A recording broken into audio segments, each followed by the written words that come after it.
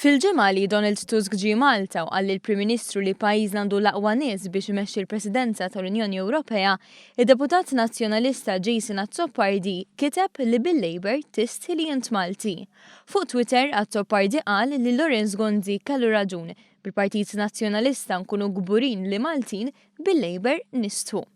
Din id-dikjarazzjoni li saret fi żmien li Malta għandha l-aqwa tkabbir ekonomiku fl-Ewropa u l-inqas rata ta' qatt fl-Unjoni Ewropea hija eku ta' dak li qal Laurence Gonzi qabel l-elezzjoni ġenerali tal-2013, meta f'mass meeting qal li bil-Labour nistħu u li n-nazzjonalisti biss iġeluna nħossuna gburin. In-nazzjonalisti iġaluna nkunu gburin!